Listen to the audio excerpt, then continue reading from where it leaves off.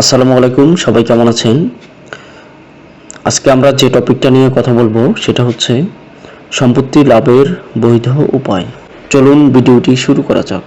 প্রথমেই হচ্ছে বেচাকেনা। ক্রয় বিক্রয় সম্পদের মালিকানা লাভের একটি বৈধ উপায়। ইরশাদ হয়েছে, আল্লাহ ক্রয় বিক্রয়কে হালাল করেছেন এবং সুদকে হারাম করেছেন। তারপর হচ্ছে শ্রম বিনিময়। মানুষ তার নিজের শ্রমের বিনিময়ে যে অর্থ সম্পদ অর্জন করে তা বৈধ। নবীজি সাল্লাল্লাহু আলাইহি সাল্লাম বলেন, নিজ হাতে উপার্জিত খাদ্যের চেয়ে উত্তম খাদ্য কখনো কেউ খায় না। চাষাবাদ অর্থ সম্পদ অর্জনের একটি বৈধ মাধ্যম। পবিত্র কোরআনে ইরশাদ হয়েছে, তিনি তোমাদের জন্য ভূমিকে সুগম করে দিয়েছেন, অতএব তোমরা তার দিক দিগন্তে বিচরণ করো এবং তার প্রদত্ত জীবনোপকরণ থেকে আহার গ্রহণ করো। পুনরুত্থান্ত তারিখ আছে। তারপর হচ্ছে অনাবাদি ভূমি আবাদ করা। অনাবাদি ভূমি আবাদ করলে ব্যক্তি তার বৈধ মালিকানা লাভ করবে। রাসূল সাল্লাল্লাহু আলাইহি সাল্লাম বলেন, কেউ কোনো পতিত জমি আবাদ করলে সেটা তারই। অন্যায়ভাবে দখলকারীর পরিশ্রমের কোনো মূল্য নেই। তারপর হচ্ছে শিল্প। ব্যক্তিগত ও পেশাগত শিল্পের মাধ্যমে যে সম্পদ অর্জন করে তা বৈধ। হাদিসে পূর্ববর্তী নবী রাসূলদের পেশা বর্ণনা করে মুমিনদের শিল্পমুখী হতে অনুপ্রাণিত করা হয়েছে।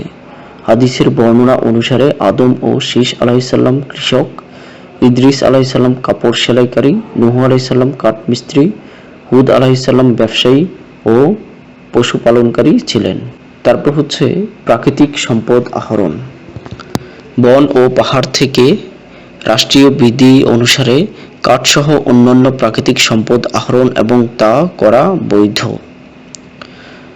আল্লাহর রাসূল সাল্লাল্লাহু আলাইহি সাল্লাম বলেন, তোমাদের কারো পক্ষে এক বোঝা লাকড়ি সংগ্রহ করে পিঠে বহন করে নেওয়া কারো নিকট চাওয়ার চেয়ে উত্তম।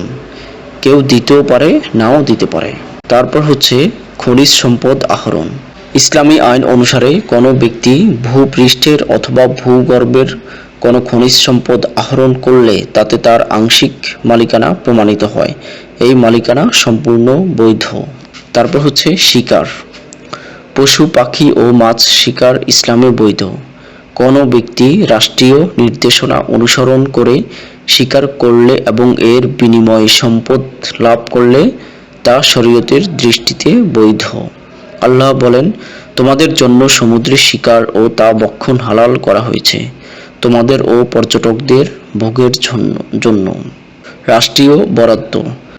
কোনো ব্যক্তির অবদান ও অবস্থা বিবেচনা করে রাষ্ট্র যদি কোনো সম্পদ বরাদ্দ দেয় তবে তা গ্রহণ করা বৈধ। একইভাবে কোনো প্রতিষ্ঠান যদি তাদের বৈধ উপার্জন থেকে কোনো গুণীজনের জন্য অর্থ সম্পদ বরাদ্দ দেয় তবে তা গ্রহণ করাও বৈধ। যেমন আল্লাহর রাসূল সাল্লাল্লাহু আলাইহি সাল্লাম জুবাইর রাদিয়াল্লাহু তাআলা আনহুকে বনু নাজির গোত্রের সম্পত্তি থেকে এক টুকরা ভূমি দিয়েছিলেন। তারপর হচ্ছে পুরস্কার। কোনো বিশেষ কাজ উদ্ধারের জন্য যদি পুরস্কার ঘোষণা করা হয় এবং কোনো ব্যক্তি তা সম্পূর্ণ করে তবে তা ঘোষিত পুরস্কার গ্রহণ করা বৈধ। কোরআনে ইরশাদ হয়েছে, তারা বলল, আমরা রাজার পানপাত্র হারিয়েছি, যে তা এনে দিবে সে এক উট বোঝাই মাল পাবে এবং আমি তার জামিন। দান ও উপহার। দান বা উপহার হিসেবে কোনো অর্থ সম্পদ লাভ করলে তা ভোগ করা বৈধ। রাসূলুল্লাহ সাল্লাল্লাহু আলাইহি সাল্লাম বলেছেন, তোমরা পরস্পরকে উপহার দাও, কেননা তা আন্তরিকতা বৃদ্ধি করে। তারপর হচ্ছে ওসিয়ত।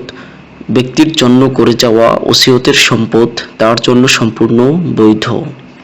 আল্লাহ বলেন, এর সবই ওয়ারিসদের অংশলাভ, যে যা ওসিয়ত করে তা দেওয়া এবং ঋণ পরিশোধের পর। তারপর হচ্ছে উত্তরাধিকার। সম্পদের মালিকানা লাভের একটি বৈধ উপায় হচ্ছে উত্তরাধিকার।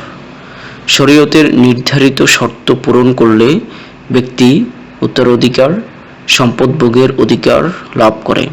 মহান আল্লাহ বলেন, বাবা মা এবং আত্মীয় স্বজনের পরিত্যক্ত সম্পত্তিতে পুরুষের অংশ আছে এবং বাবা মা ও আত্মীয় স্বজনের পরিত্যক্ত সম্পত্তিতে নারীরও অংশ আছে।